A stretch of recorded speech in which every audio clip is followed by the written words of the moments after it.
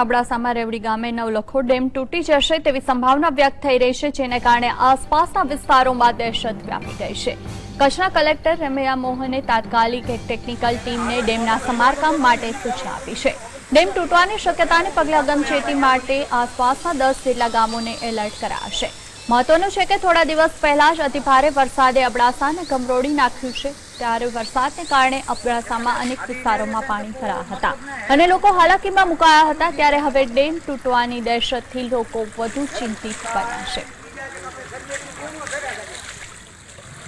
તો નવલખો ડેમ તૂટવાની શક્યતા વ્યક્ત કરાય છે, જેને લઈને લોકોમાં દહેશત છે। આ અંગે વધુ માહિતી માટે જોડાયા છે દાઉદ। જી દાઉદ, હાલ જે રીતે ડેમ તૂટવાની સંભાવના વ્યક્ત કરવામાં આવી રહી છે, તંત્ર દ્વારા પણ સમારકામના આદેશ અપાયા છે, હાલ ત્યાં શું સ્થિતિ છે?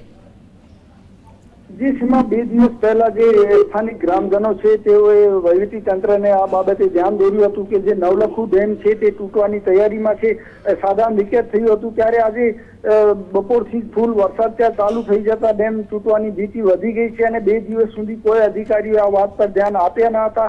ત્યારે સૌપ્રથમ જીએસટીવી આ અહેવાલ પ્રસિદ્ધ કરતા જ જે વહીવટી તંત્ર દોડતું થયું હતું અને જે કચ્છના કલેક્ટર છે રેમ્યા મોહને તેઓએ અધિકારીઓને આદેશ કર્યા છે ડેમ રિપેર કરવાના, અને જો ડેમ તૂટે તો આસપાસના જે 3 ગામો છે તેઓનો સમગ્ર રીતે ધોવાણ થઈ જાય તેમ છે।